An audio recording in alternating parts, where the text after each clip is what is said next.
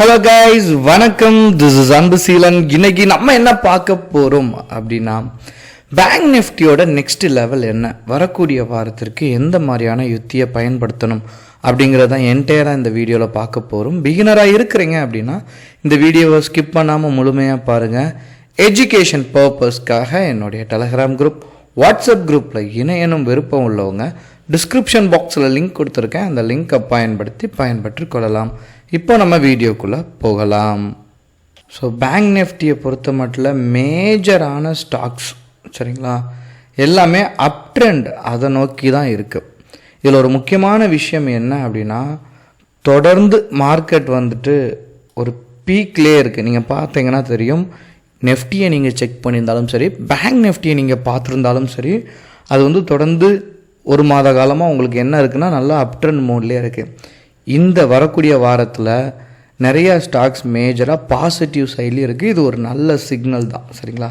So நீங்கள் intraday பண்ணணும் அப்படின்னு நீங்கள் ஆசைப்பட்டீங்க அப்படின்னா, வரக்கூடிய நாட்களில் 48,200க்கு மேலே போச்சு அப்படின்னா நீங்கள் என்ன பண்ணலாம் அப்படின்னா, இது வரைக்கும் உங்களுடைய டார்கெட்டை நீங்கள் வந்து எடுத்துக்கலாம்.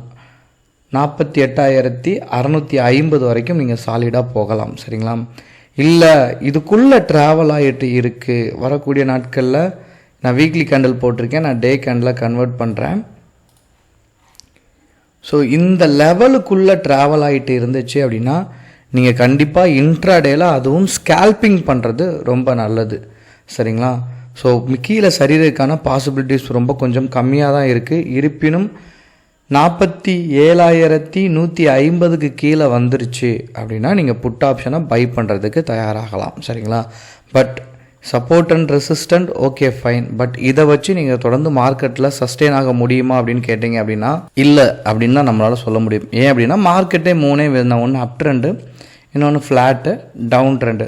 அப் ட்ரெண்டாக நோக்கி பயணம் பண்ணிட்டு இருக்கும்போது நீங்கள் பைக்கு வந்து என்ன பண்ணலாம் அப்படின்னா ப்ராக்டிஸ் பண்ணலாம். அதாவது அப் சைட் போது கால் ஆப்ஷனை நம்ம வந்து பை பண்ணலாம். ஏன்னா அப் ட்ரெண்டில் இருக்குது. நீங்கள் பார்த்தீங்கன்னா இங்கே ஸ்டாக் அப் ட்ரெண்டில் இருக்குது.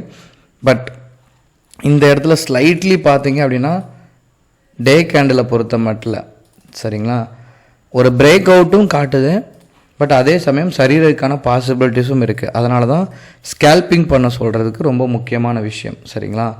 அப் ட்ரெண்டை பைக்கும், ஃப்ளாட்டை பைக்கும் செல்லுக்கும், டவுன் ட்ரெண்டை செல்லுக்கு மட்டும்தான் பயன்படுத்தணும்.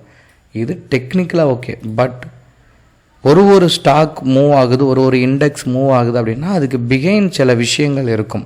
இப்போ நீங்கள் பேங்க் நிஃப்டியை எடுத்துக்கிட்டீங்க அப்படின்னா இது மூவ் ஆகுறது எல்லாமே டிசைட் பண்ணுறது யார் அப்படின்னா HDFC, ICICI, state bank, axis, Kotak சரிங்களா.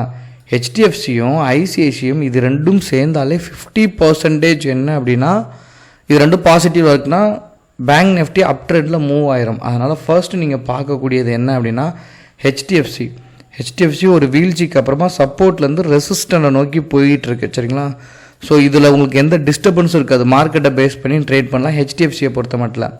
பட் ஐசிஐசிஐ பொறுத்த மட்டும் எப்படி அப்படின்னா உங்களுக்கு ரெசிஸ்டன்ட் பாயிண்டில் இருக்குது சரிங்களா. ஸோ கன்சாலிடேஷன் மோடு தான்.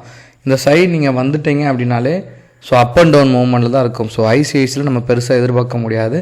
அப்புறம் நீங்கள் பார்த்தீங்க அப்படின்னா ஆக்சிஸும் ரெசிஸ்டண்ட்டில் தான் இருக்குது சரிங்களா. அப்புறம் பார்த்துட்டிங்க அப்படின்னா கோட்டக் டவுன் ட்ரெண்டில் இருக்குது. அப்புறம் பார்த்தீங்கன்னா இது ஒன்று எஸ்பிஐஎன் மட்டும்தான் அப் ட்ரெண்டில். இது நம்ம லாஸ்ட் வீக் கூட நம்ம இந்த ஸ்டாக்கை ப்ரெடிக்ட் பண்ணச்சு சொன்ன விஷயமாக தான். நல்ல ஒரு பிரேக் அவுட் அப் ட்ரெண்டை நோக்கி போகும்னு சொன்ன மாதிரி இந்த இடத்துல நீங்கள் பார்த்தீங்க அப்படின்னா ஒரு சின்னதாக ஒரு பீக் இருக்க தான் செஞ்சிச்சு சரிங்களா. ஸோ இந்த லெவலில் கிராஸ் ஆகும்போதும் ஒரு ப்ராஃபிட் எடுக்க தான் நம்மளால் முடிஞ்சிருக்கும். ஸோ லெவல் வைஸ் ஓகே தான். பட் இப்போ நீங்கள் பார்த்தீங்க அப்படின்னா வெயிட்டேஜ் எதுவும் ஹைலி சப்போர்ட் பண்ணலை.